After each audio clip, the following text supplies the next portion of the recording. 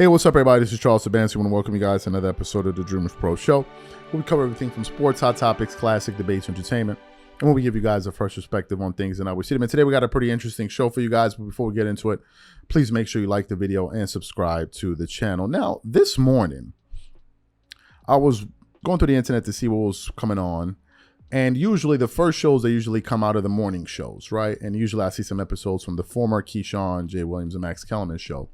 So this morning I saw a video and I'm like, oh my God, this must be one of these clickbaits. So I click on the video, and to my surprise, I see Jay Williams sitting right there. And I'm like, I thought they canceled the morning show, number one. Number two, I thought Jay Williams' contract expired with ESPN. Is he still around? I was surprised. So I had to figure out, wait, is this happening today? So once I figured out that this was actually happening today, I realized, I'm like, oh my God, Jay Williams is still with ESPN. He made it through this massive layoff, whatever that just took place at the network. He made it. So I was listening to hear what he had to say. And it was, they were doing their usual morning icebreakers. And then he got to the part where he was like, listen, I want to address the elephant in the room. We all know what just happened with my colleagues that got let go of the network. And to my surprise, Jay Williams spoke very candidly about Max Kellerman, Keyshawn, and some of his other colleagues that worked at ESPN about their recent firing. So what we want to do is we want to play some of his comments about what just took place at ESPN, and then we're going to come back and react to what he had to say. So take a listen to what Jay Williams had to say there. We don't run away from we don't. Tough conversations on the show. It's something that we've done for the past 2 years. First off, I got so many texts over the last 5 days. First off, Freddie, people were hitting me like, Are you okay? Are you okay? I'm like, somebody hit me like, oh, don't go back to the bottle. I'm like, well, don't go back to the bottle? They bringing me back when I was 21 years old. I had a bad accident one time. I'm about to say, why'd they bring that to Why'd they bring it to your box set? To the bottle. I'm like, the baby bottle? That's the only bottle I've been seeing lately. I've been feeding babies for the past 3-4 years. It's like Jay had the greatest hits, and they said, by the way, this alternate track, this rarity. So wait, we don't need to bring that back to the table. So look, I mean, it's tough. The economy is going through this, right? Yep. And I don't like it. A lot of people don't like it. But if you're out there listening to our show, if you're watching our show, we've all gone through things where friends have lost jobs. It stinks. It does. It sucks. Mm-hmm. And we give a lot of sports analogies here, Freddie. And it's like, sometimes the only way I know how to handle things is to play through. Right. To play through. And things happen. We're going to deal with it. I'm going to talk about Key. I'm going to talk about Max. Key has been my boy since the first day I met him 2.5, 3 years ago.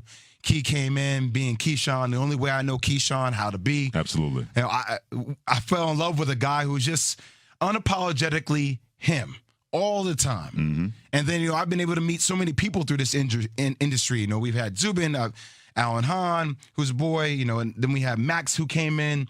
And I swear Max and I still laugh about a lot of random things. And Max is my boy. I'm going to miss his John B. lookalike self from time when he raps. Did you go 90s R&B discussing Max Kellerman? When he had everything. It was like the full goatee with the middle spice coming down the top. The old pictures, he looked more like Backstreet Boys-esque and John B-esque. And by the way, my vocabulary is off the charts because of Uncle Max. I mean, Max has taught you so many different words, right? So You've been proficient in the language of love. There you go. Continuing to spit facts, man. So I just want to give a shout out to those two. Yep. Those two have been my boys. They still are my boys. And also, people, you want to call in and you want to talk about some of the best times we've had as a show. Obviously, we're moving things to a different way. But I got nothing but love for Key. No doubt about that. Man. Those are my boys, man. Those are my boys, and we still here playing through it. No doubt about it. Jay Williams, Freddie coming together on ESPN Radio this morning, as well as the ESPN app and also ESPN. You heard he had to say moments that you really were galvanized by what was able to happen when it was a Keyshawn, Jay Williams, and Max Kellerman show. Hit us up at 888-SAY-ESPN, 888-729-3776. And speaking to somebody who's gone through this, where you come into work one day and all of a sudden they say that, hey, Freddie, if it rains tomorrow, you don't have to be here. But if it's sunny tomorrow, you don't have to be here either. There's no way that that's going to not leave you feeling some kind of way. And anytime I had a chance to fill in on this show with you guys have been nothing but cordial to me, been welcoming, even Max as well, you know, all that. No one said, oh, what's Freddie doing? He was like, hey, man, you're one of us. Having a chance to do this when you guys had a chance to take vacation or take days off because your personal lives matter more than anything else. Nothing against this job, and I love working here. I've been a proud member of this family for 19 plus years working here. It's hard to last 19 years, Freddie? It's hard to last 19 minutes in this business, and you know that. It's just like being in the NBA. Yeah. When people talk about NBA players, I said, you realize how hard it is to survive in the NBA just 1 year? In our business, especially as fluid as the climate continues to be, and not just here, part of Everywhere. the ESPN family, everywhere, it is hard to last 19 minutes more than ever before in any kind of career, any kind of business that you want to be employed in. So the fact that you guys were able to make that work together, it's not a reflection of what you didn't do. It's just the climate and the fluidity that has gone on that's not just affected us here, but affected, like you mentioned, businesses everywhere are going through these kind of things. So you heard what he had to say. Now, here's what I like about Jay Williams about this. Jay Williams is not up here fronting like as if he's not a human being. Obviously, he knows that it's on everyone's mind. So to sit up there and act like as if, no, people are not really talking about this. I mean, come on, like you read the room, you know. So I like the fact that he addressed it. Number two, I like that he was given the leeway to at least say what he thinks, right? Because it makes you human. Like, I mean, it's natural. You're talking about what people want to hear about. And what people want to hear about most right now is the story surrounding all of these ESPN firings. So I appreciated the fact that he came clean about that and he was candid about that. Secondly, again, I was very surprised to see that he was still with the network, to be totally honest with you, because I knew his contract was expiring. I knew that they were canceling that morning show. So to see that they still kept him in some capacity really surprised me today. As a matter of fact, I was watching ESPN First Take, and I noticed it was only a two-cast ensemble today. It was Stephen A. Smith and Chris Mad Dog Russo. Normally, he would have JJ Redick and some other people coming in there throughout the show.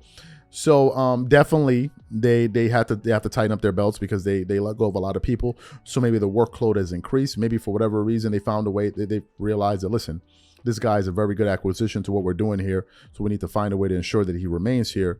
But to me, it was refreshing to hear his perspective on things. Now, I don't know the motivations for why Jay Williams is there. Obviously, I don't know how much Jay Williams earns. I don't care to know.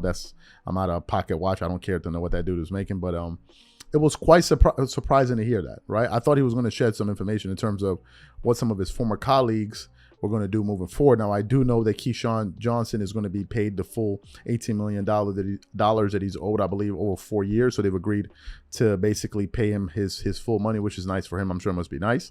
But, I guess we have to wait and see what Jay Williams' role is going to be at the network, moving forward. So what I want to know from you guys is simply this. Number one, what do you think about the fact that ESPN decided to retain Jay Williams? Number two, do you think he's going to have a different role moving forward with that network, or do you think he's going to be with the morning radio and then be making guest appearances all throughout the network? And number three, what do you think happens to his former partners at the show, at ESPN with Max Kellerman and Keyshawn Johnson? Whatever you guys think, please leave your thoughts and comments in the comment section, and we'll catch you guys on the next show.